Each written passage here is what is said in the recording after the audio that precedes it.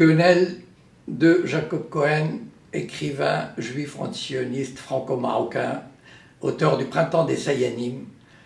Quenelle glissait à Manuel Valls, à François Hollande, à tout le gouvernement, à toute la classe politique qui se soumet au lobby judéo-sioniste, au CRIF et à ses larbins. J'ai cité Charlie Hebdo et SOS Racisme et tous les autres. Jacob Cohen, bonjour. Bonjour. Alors, petit rappel pour les internautes qui vous ne connaisseraient pas encore, vous êtes donc un écrivain français d'origine marocaine et vous êtes notamment de confession israélite. Et l'un des traits qui vous caractérise, c'est que vous êtes un écrivain antisioniste. Aujourd'hui, dans la cabale médiatique que subit l'humoriste Dieudonné, on fait intervenir de nombreux membres de la communauté juive, mais ceux-ci ont un discours assez semblable. C'est un peu on a simplement un seul avis à propos de Dieudonné. Quel est votre point de vue, vous-même, en tant que Français juif, sur cette affaire ? Mon point de vue, enfin, il peut y avoir plusieurs éléments, plusieurs observations. La première qui vient à l'esprit, c'est d'abord la puissance du lobby judéo-sioniste en France, qui a réussi à monopoliser l'attention du pays, à mobiliser l'appareil d'État, les médias, contre un seul homme. Et il a réussi. Enfin, d'ailleurs, comme il est très bien implanté dans les médias, très bien introduit dans tout l'appareil d'État, au sein du gouvernement, du Parlement, grâce notamment aux Sayanim, c'est-à-dire ces juifs sionistes qui collaborent avec le Mossad et qui sont des milliers en France. Donc il a réussi à monopoliser et à faire de Dieudonné l'ennemi public numéro un. Ça, c'est ma première observation. La deuxième, je dirais que c'est toujours le recours à l'antisémitisme, cette vieille ficelle qui commence à s'user. Enfin, apparemment, ça ne s'use pas, mais je rappellerai juste une chose, que il y a 40 ans, Israël Shahak avait écrit dans son livre Le racisme d'Israël, qu'en 1973, un journal britannique avait eu l'idée de publier un article sur l'occupation israélienne de la Cisjordanie, en 1973. Et on a lancé une campagne contre ce journal le traitant d'antisémite. Donc en fait, ça, c'est une accusation récurrente qui aide, parce que c'est vrai que l'Europe a une telle peur de l'antisémitisme, après ce qui s'est passé pendant la Seconde Guerre mondiale, que toute allusion à l'antisémitisme terrorise tous ceux qui peuvent, de près ou de loin, critiquer Israël. Je raconterai cette anecdote qui m'a beaucoup fait sourire, enfin tristement sourire. Besancenot, qu'on ne peut pas soupçonner quand même d'antisémitisme, il a été, je pense dans une émission de télévision, je ne sais plus laquelle, enfin bon, il a été accusé par le président du CRIF, un gros Bouddha qui lui dit « Monsieur Besancenot, vous êtes antisémite ». Et Besancenot, au lieu de lui dire « Mais allez vous faire foutre, monsieur, je ne le suis pas, je suis anti-israélien, je critique la politique israélienne et je vous emmerde, voilà. De quel droit vous me traitez d'antisémite ?» Pas du tout, il s'est mis à pleurer. Enfin, les larmes étaient presque réelles, presque. Il dit « Mais je vous assure, monsieur, je ne suis pas, mais comment, mais... » C'est affligeant. C'est affligeant qu'un dirigeant politique, quand même, qui a une culture politique, qui a une tradition politique, une histoire politique, se soumette de cette manière-là. C'est dire qu'ils ont pris l'affaire Dieudonné par le bout de la lorgnette antisémite. Seulement, il y a deux poids, deux mesures en France, mais enfin depuis des années. Quand il s'agit des Juifs, la moindre remarque que les Juifs peuvent considérer comme une dérive, elle est tout de suite épinglée comme antisémite, et là, c'est l'interdiction totale. Par contre, on peut traiter le prophète Mahomet de terroristes avec une bombe sur la tête, de pédophiles. On peut rire tout ce qu'on veut, mais à ce moment-là, Sarkozy vient et dit « je préfère l'excès de caricature à l'absence de caricature ». Donc tout est permis quand il s'agit des Noirs et des Arabes. Les contrôles aux faciès. Et même des catholiques. Hein, ah oui, même des catholiques, bien sûr. Bien sûr, les fémènes, les Jésus dans une pièce de théâtre sur lequel on jette des excréments, enfin, bon. Donc tout, on peut traiter tous les autres, on peut dire ce qu'on veut, mais sauf les Juifs. Deux poids, deux mesures. Par exemple, Badinter est venu aujourd'hui à la télévision dire, ou hier, mais vous savez, on est contre tous les racismes et contre l'antisémitisme.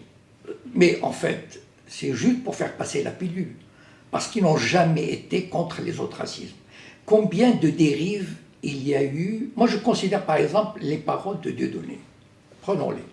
C'est, mettons, un dérapage que d'aucuns pourraient considérer comme de mauvais goût et à tendance antisémite. Bien. Vous parlez de la sortie sur Patrick Voilà, Cohen. voilà. Faut rappeler là-dessus que l'enregistrement qui a été diffusé a été capté de façon illégale. D'accord. Et donc toute cette polémique est basée sur la diffusion de propos. Admettons. De façon. Admettons. Combien il y a eu ces 30 dernières années de dérapages anti-noirs, anti-arabes? Les bruits, les odeurs, enfin, les sketchs contre les Noirs, contre les Arabes, voulus, c'était même pas des dérapages involontaires, d'une part. Deuxièmement, le racisme que vivent les musulmans et les Noirs au quotidien, des Français d'origine maghrébine ou d'origine africaine, les contrôles aux faciès, les humiliations, le tutoiement, les bavures, les balles que la police coloniale française tire comme ça dans le dos et les pousse au crime. Tout ce que vivent ces gens, ces communautés de plusieurs millions de personnes pour refaire les papiers, etc. Tous ces harcèlements. Mais c'est ce racisme-là qu'il faut combattre. Et là, on tombe sur une phrase. Mais par contre, tout le reste, on l'a oublié. C'est dire la puissance. Là, tout cela vient de la puissance extraordinaire qu'a acquise le lobby judéo-sioniste dominé par le CRIF, et tout ça au bénéfice d'Israël, parce qu'il faut toujours se souvenir que tout ce travail, il est fait pour protéger en dernier ressort Israël et sa politique coloniale. C'est vrai qu'il y a la fameuse vidéo de Manuel Valls qui rappelle son attachement éternel à Israël. On a eu récemment François Hollande qui était en voyage, qui allait se prosterner à Yad Vashem. Donc là, on retrouve toute l'allégeance à ce que certains appellent la religion de l'Holocauste. Oui. Selon vous, cette religion de l'Holocauste, quels sont ses buts profonds? Vous savez, je ne sais pas, c'est peut-être une coïncidence, mais jusque dans les années 70, on ne parlait quasiment pas de l'Holocauste. En tout cas, c'était un sujet, mettons, secondaire, disons, si on veut. Et c'est curieux parce que, en fait, l'explosion de cette religion de l'Holocauste est venue de plus en plus avec l'occupation israélienne et les problèmes que cela crée. La première intifada, par exemple, qui a mis à nu le système colonial, vraiment la nature coloniale d'Israël, de l'occupation israélienne. La loi Guesso date de 1990 ou 91, c'est-à-dire à un moment où vraiment c'était la tension extrême. L'affaire de Carpentras. Voilà. Et la tension extrême au Moyen-Orient. Et donc en fait, pour moi en tout cas, j'interprète ça c'est comme le recours à l'antisémitisme. Et le recours à la Shoah, c'est toujours en rapport avec Israël. C'est toujours pour éviter à Israël d'être l'objet de critiques virulentes, d'être un pays qui est en train de se délégitimer pour contrer toute espèce de tentative de boycott, etc. Donc en fait, il y a toujours un élément derrière. Le CRIF ne travaille pas, parce que la communauté juive en France, elle n'est absolument pas en danger. Enfin, je veux dire, il n'y a pratiquement, enfin, à part quelques petits cas, je veux dire, par rapport aux musulmans, la communauté juive est ultra protégée, il n'y a pas de problème. Mais en fait, toute cette mascarade, toute cette dynamique de la Shoah, pour moi, elle a pour but de défendre Israël, c'est-à-dire de donner une image, finalement, d'avoir un peu pitié, ou de se dire oh, ils ont tellement souffert, et puis donc de donner une image, de corriger l'image d'Israël. Et ce recours, il ne s'explique pas autrement, à mon avis, parce que pourquoi on ferait tout cela pour des communautés juives en Europe qui ne risquent absolument rien, ni américaines. Et donc il y a toujours cette arrière-pensée de défendre Israël en dernier ressort. Alors, dans un de vos livres qui s'appelle Le printemps des Sayanim, vous parlez donc d'agents qui agiraient dans la sphère médiatique pour influencer l'opinion. Est-ce que vous, en regardant la télévision hier soir, vous avez vu à l'action ces Sayanim? Les Sayanim sont des nationaux. C'est-à-dire, en Amérique, ils recrutent des Américains, en France, ils recrutent des Français, en Angleterre, ils recrutent des Anglais. Donc ce sont des Juifs sionistes que le Mossad contacte. Pourquoi il les contacte? Parce qu'ils appartiennent au Bnei Brit, à des institutions juives, au CRIF. Il va les voir et il leur dit, voilà, on a besoin de vous, est-ce que vous pouvez nous donner un coup de main? Donc, ils sont principalement, ils sont partout dans tous les domaines de la vie politique, économique, culturelle, etc., mais aussi dans les médias. Donc en fait, il y a des Sayanim à peu près dans tous les médias en français. Bon, évidemment, ils ne se déclarent pas, parce que sinon... mais on peut supposer que les Patrick Cohen, les BHL, les Finkielkraut, l'Alexandre Adler, l'Elisabeth Lévy, les Ruth Krief, etc., probablement en font partie. Donc, ils reçoivent des instructions et donc ils agissent de concert pour amener une politique déterminée. Les consignes 10, comme disait voilà, Arnaud les consignes Persfeld. 10, voilà. Et donc, en fait, et c'est pour ça que parfois, il y a cet unanimisme dans les médias. C'est incroyable. C'est-à-dire qu'on se dit, mais vers quelques médias qu'on se tourne, que ce soit France Info, France Inter, iTélé, etc., on entend toujours la même chose.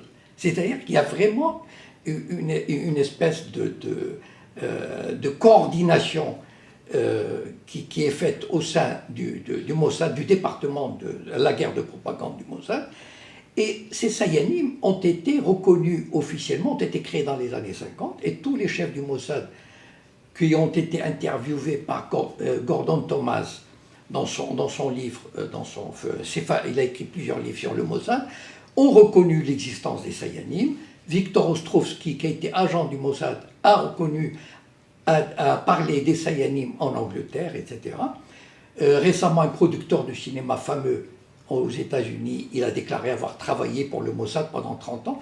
Donc en fait, ici en France, ce sont tous ces gens infiltrés dans les médias qui continuent à travailler normalement, mais qui propagent les idées en favorable à Israël et qui influencent aussi les autres, leurs collègues, qui ne savent probablement pas qu'ils travaillent pour le Mossad, qu'ils travaillent pour Israël. Et donc finalement, il y a cette espèce d'unanimisme qu'on voit dans les médias à propos du Dieudonné, à propos d'Israël, à propos de la Shoah, qui font qu'on construit toute une opinion publique et qui est favorable, enfin en tout cas, et qui répercute les exigences israéliennes. Alors on sait que Israël, à plusieurs moments de son histoire, dans certains pays de la diaspora, ils ont organisé des attentats ou des attaques contre des communautés juives pour les pousser au départ et les encourager à faire leur alia. Est-ce que vous pensez que le climat de peur instauré dans l'affaire Dieudonné peut viser à effectivement encourager les Français de confession juive à quitter le pays pour aller en Israël? Vous savez, Israël a toujours eu cette obsession de faire venir le maximum de Juifs en Israël. Et curieusement, si on regarde l'histoire de l'immigration juive en Israël, celle-ci s'est faite à 90%, je dirais, par une arnaque sioniste. C'est-à-dire que les juifs des pays arabes, enfin les grandes immigrations, c'est quoi? Les juifs des pays arabes, c'est-à-dire du Maroc jusqu'au Yémen, en Irak, etc. Les juifs de l'Union soviétique et les juifs que je mets en guillemets, les juifs éthiopiens par exemple, qu'on a obligés à se convertir, donc ils n'étaient pas réellement juifs. Mais toutes ces immigrations ont été réalisées par des manipulations médiatiques, politiques, économiques, culturelles, etc. Les juifs, tous ces juifs, au Maroc par exemple, moi je viens du Maroc, j'ai fait partie d'un mouvement sioniste, je sais comment on a travaillé. Les juifs d'Irak, les juifs d'Égypte, en Égypte, on sait qu'il y a eu des attentats en 52-53. Il y a eu un réseau qui a été arrêté et qui a fait des confessions. Et donc, toutes ces populations n'avaient pas envie de partir en Israël. Elles avaient envie de vivre là où elles étaient. D'ailleurs, la preuve, c'est que aucun mouvement d'importance ne s'est fait d'Europe ou des États-Unis ni d'Amérique latine. Donc toutes ces populations ont été amenées de presque, je dirais, de gré ou de force. Voilà, on les a manipulées. Et donc, aujourd'hui, probablement, enfin, le gouvernement israélien, les institutions sionistes, comme l'agence juive, on ne peut pas s'imaginer tous les efforts qui sont faits pour attirer des jeunes. On paye à des jeunes qui ont 15-16 ans, on leur dit venez en Israël, on vous paye 3 années d'études, tout frais payé, les billets d'avion, l'argent de poche, etc. Et pourtant, il y a quoi, 2000 personnes qui y vont, 3000, mais combien s'en vont? Et donc, cette campagne, enfin cet antisémitisme qu'on essaye de créer par tous les moyens, aussi par ce sentiment d'insécurité ou d'antisémitisme, il est entretenu, il est développé, parce que ça arrange les Israéliens, que les Juifs s'en aillent là-bas. De Gaulle l'avait dit déjà en 1967. Il avait dit le problème avec Israël, c'est qu'il continue à faire venir des millions de gens, et donc il a besoin d'un espace vital. Voilà. C'est très important ça. Il lui faut un espace vital. Et c'est pour ça qu'il a conquis la Cisjordanie, et qu'il y a mis 600 000 colons, et peut-être aujourd'hui 650 000 colons, et qu'il lorgne vers la partie est du Jourdain, et qu'un jour ou l'autre, ça viendra probablement. Et donc, plus il reçoit des immigrants, et plus il veut de l'espace pour sa population. Et l'antisémitisme est un des éléments de cette politique. L'argument juridique qui a été retenu contre Dieudonné a été l'atteinte à la dignité humaine pour ses sketchs sur les Juifs ou sur l'Holocauste. Comment ressentez-vous, en tant que Juif, les sketchs de Dieudonné à propos de la communauté juive ou de la Seconde Guerre mondiale? Moi, personnellement, je trouve qu'il a beaucoup d'humour, d'une part. C'est vrai que parfois, il peut se glisser quelques observations qui peuvent être un peu limites. Bon, mais après tout, je pense que si on admet la liberté pour chacun, il faut qu'elle le soit. Enfin, si on admet la liberté, il faut qu'elle le soit pour tous, ou alors pour personne. On ne peut pas, en même temps, laisser la liberté à tous ceux qui critiquent les Noirs, les Arabes, les cathos, etc., ou les homos, et d'un autre côté, interdire aux humoristes de faire des blagues sur les Juifs. Moi, en tant que Juif, je me dis, il a le droit. Des fois, ça ne me plaît pas. C'est vrai, je reconnais qu'il y a certaines choses que je pourrais éventuellement juger un peu extrêmes. Voilà. Mais je me dis, il a le droit de le faire, il doit avoir le droit de le faire comme n'importe qui d'autre. Voilà. S'il viole la loi, il y a des tribunaux pour ça. Voilà. Comment dire, le problème de Dieudonné, il est venu d'où? On a tendance à l'oublier. C'est que c'était quelqu'un d'antiraciste, c'est quelqu'un qui s'est présenté à Dreux contre le Front National, c'est quelqu'un qui travaillait avec Elie Semoun. Son malheur, entre guillemets, si on peut dire, est venu du fait qu'il s'était cru autorisé à vouloir faire un sketch sur un colon sioniste. Bon, faire un sketch sur un colon sioniste, en principe, ça ne devrait pas être interdit, puisque c'est un colon qui opprime un peuple. Mais c'était intolérable pour la communauté organisée, pour le CRIF. Qu'est-ce qui s'était passé à l'époque? Moi, je me souviens, le sketch est passé le week-end. Le mercredi suivant, il avait un spectacle à Lyon, il a été interdit. Il a été annulé. Ça veut dire quoi? Ça veut dire, on lui a dit ceci, ou tu t'excuses, et là, à ce moment-là, tu peux faire carrière, parce que c'est quelqu'un qui a beaucoup de talent. Tu peux faire carrière dans le cinéma, dans les sketchs, etc. Tu peux passer à la télévision tant que tu veux, mais il faut que tu t'excuses et que tu renonces. Et ils sont tombés sur un os. Ils ne sont pas tombés sur sur ce petit crétin de Toen, là, comment il s'appelle Stéphane Toen, oui. Ouais, Toen, qui a Il s'est fait taper les doigts par Europe. C'est Sébastien Toen. Oui, Il s'est présenté à Canal+, il a fait un petit sketch de rien du tout, où il a dit Israël à propos d'Elie Semoun. Et là, le CRIF a dit, oh là là, il y a des remarques antisémites. Mais c'est pathétique de voir ce pauvre gars, parce que moi j'avais beaucoup d'estime pour lui. Et c'est vrai que, enfin, je peux comprendre, sa vie, son gagne-pain, c'est la télé. Si on lui colle l'étiquette antisémite, il est perdu. Et donc il est venu s'excuser, il a pleuré, il a embrassé les bottes, les chaussures du président du CRIF, il a baisé les mains, il s'est abaissé, c'était pathétique, voilà. Et bien on attendait ça de Dieudonné, il ne l'a pas fait. C'est ça le problème. Et donc on oublie que Dieudonné, s'il a cette réaction contre la communauté juive, enfin certains responsables juifs, c'est parce qu'on lui a mené la vie dure pendant des années. Mais moi je comprends, si on m'avait fait le coup à moi, mais j'aurais développé un ressentiment terrible contre cette communauté.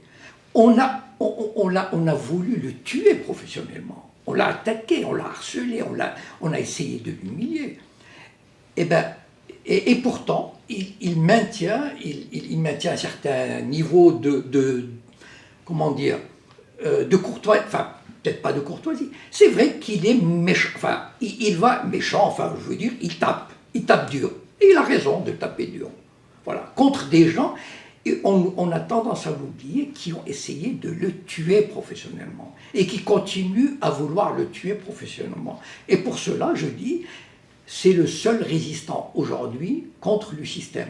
Voilà. Il n'y a pas d'autre résistant. C'est-à-dire que si on va voir comment dire, les autres, Besancenot, etc., enfin, le Parti communiste, voilà, ils marchent main dans la main avec tous les autres. On leur donne d'ailleurs, on les subventionne. Ça veut dire que bon, ce sont de bons soldats, on subventionne l'humanité, on subventionne le NMPA, etc. Ils tiennent leurs petits discours, on leur dit très bien, venez à la télévision, on les applaudit. Mais le seul qui remet en question, voilà, la domination sioniste en France, c'est-à-dire, et qui montre comment le lobby sioniste dirige la France en sous-main. Derrière, il tire les ficelles. En tout cas, il y a beaucoup d'autres qui le font, mais lui, il le fait avec beaucoup d'humour. Il fait rire les gens, il est très populaire, et c'est ça qui est intolérable, et c'est comme un os en travers de la gorge du CRIF.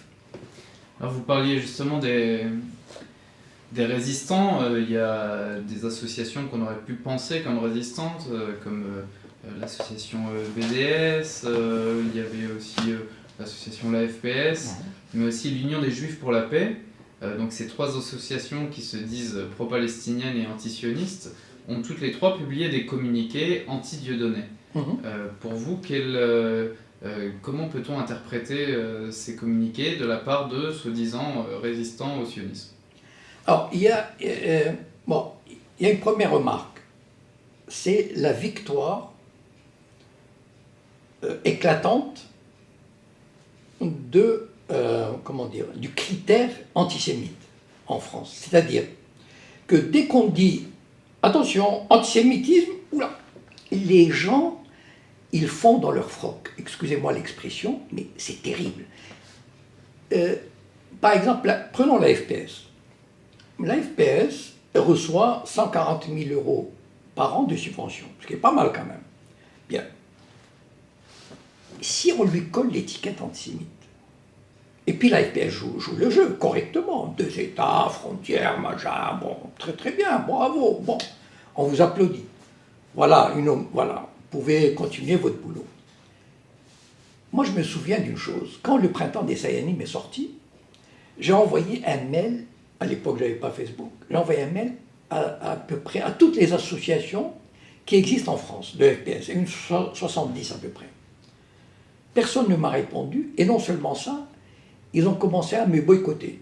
C'est-à-dire, dans 3 villes de province où je suis allé, les associations locales qui m'ont invité ont appelé la FPS, leur ont dit voilà, on reçoit Jacob Cohen, est-ce que vous voulez vous associer à nous? Jacob Cohen, il n'en est pas question. Pourquoi? Parce qu'ils avaient peur d'être... parce que le printemps des Sayanim, ça évoquait quoi? Ça évoque une espèce de protocole des sages de Sion, c'est-à-dire un complot juif mondial, c'est-à-dire des juifs qui s'organisent en France, aux États-Unis, etc. Attendez, mais c'est le Mossad qui a créé ces gens-là. Moi, je n'y suis pour rien. S'il y a un complot, il est là. Et donc, c'est ça qui est terrible. Ça veut dire qu'ils ont intériorisé... Moi, j'ai une expression pour ça. C'est-à-dire qu'ils ont accepté les règles de jeu imposées par l'adversaire ou par l'ennemi. Voilà. C'est-à-dire, l'ennemi vient, il leur dit... Voilà, c'est comme si on jouait à un jeu, et c'est un des deux qui dit « Voici mes règles, tu dois les respecter ». Et l'autre, il dit « Bon, d'accord ». Ce qui fait qu'il est toujours perdant. Enfin, en tout cas, il ne gagnera jamais. Pourquoi? Parce que on lui pose des limites. On lui dit « Bon, voilà, l'AFPS et les autres, c'est à peu près le même raisonnement. C'est-à-dire, attention, si vous touchez, s'il y a le moindre sens de l'antisémitisme, vous risquez gros. Donc, vous devez vous la fermer. En tout cas, vous devez limiter vos critiques. Et donc, ils se soumettent d'eux-mêmes. C'est ça qui est terrible. Ils se sont soumis au diktat du CRIF, des institutions sionistes, qui leur disent tout ce qui peut être considéré de près ou de loin comme antisémite, vous n'y touchez pas. Et donc, ils n'ont pas fait, ces organisations-là, n'ont pas fait l'analyse suivante. C'est quoi l'analyse? Quand on combat Israël, quand on combat le sionisme, en France, on est en France, il faut combattre ceux qui soutiennent Israël et le sionisme. Si on ne le fait pas, c'est pas en publiant quelques lettres, quelques vidéos sur Hebron, etc., qu'on va faire bouger les choses en France. En France, le combat passe d'abord par le combat contre le CRIF, contre les manifestations du CRIF pour le Tzahal, pour l'armée, etc., passe contre l'existence des Sayanim, passe contre la politique, le dîner du CRIF, etc., la soumission de la classe politique. Ils n'osent pas le faire parce qu'ils ont peur d'être critiqués pour antisémitisme. Et ils ont intégré cette peur. C'est ça, c'est comme des colonisés qui intellectuellement... moi, je connais le discours de colonisé. Vous savez, Albert Memmi qui a écrit le complexe du colonisé. Le colonisé, il intègre le discours du colonisateur, du dominant. Et ils l'ont intégré, eux, en acceptant ces limitations. Mais ils se coupent les ailes. Et c'est triste. Enfin, c'est triste parce qu'ils n'ont pas compris le sens global de la lutte que mènent des antisionistes. Voilà. En France, c'est surtout en France. Moi, je suis en France, donc je combats le sionisme dans ses manifestations en France. Pour les Français juifs qui vont payer les pots cassés de cette politique, hein, on décrit depuis tout à l'heure un dynamisme de soi-disant lutte contre l'antisémitisme qui ne fait qu'en créer davantage. Comment ces Français juifs peuvent justement essayer d'honnêtement combattre cet antisémitisme? Est-ce que pour vous, ça passe par la distanciation avec ce que fait Israël et entre guillemets, la communauté juive organisée? moi, je suis pas mal pessimiste. Je crois que c'est fichu. De ce côté-là, c'est un peu comme si on me demandait, on m'a demandé, est-ce que vous croyez, par exemple, à un réveil en Israël d'une gauche ou d'un camp pacifiste, etc. Je dis, il n'en est absolument pas question. Enfin, il y a, mais c'est tellement infime qu'on ne peut pas compter là-dessus. Et en France, malheureusement, je ne vois pas un tel sursaut. Pourquoi? Parce que les institutions juives, c'est-à-dire le CRIF, etc., les médias, ont fait main basse sur toutes les institutions. Ça veut dire il n'y a qu'une seule voix qui parle. Et cette voix est celle en faveur du sionisme et d'Israël et de la colonisation, de l'occupation. Aucune critique n'est tolérée. Voilà. Et donc, qu'est-ce qui reste aux autres? Beaucoup se disent, bon, finalement, tout le monde n'a pas envie de militer, tout le monde n'a pas l'âme de militant, de s'opposer. Et donc, ils se découragent, ils disparaissent, comme j'ai dit un jour, ils disparaissent dans la nature. C'est-à-dire, bon, ben voilà, ils s'éparpillent, ils oublient leur qualité de juifs, ils n'ont pas envie de se battre. Et ceux qui se battent, ils reçoivent des coups. Quand on pense à Edgar Morin, quand même, qu'on a traîné devant un tribunal pour antisémitisme, quand on pense, et c'est ça qui me fait, enfin, c'est terrible, quand on parle comment dire, d'antisémite, comme Dieudonné, alors que Stéphane Hessel, qu'on a traîné dans la boue, qu'un sociologue, enfin, que je n'ai pas envie de qualifier, a traité de tête de vipère, qu'on a envie d'écraser, etc. Cette haine que soi-disant on ressort quand il s'agit de Dieudonné, la haine qu'il y a contre les juifs qui osent critiquer.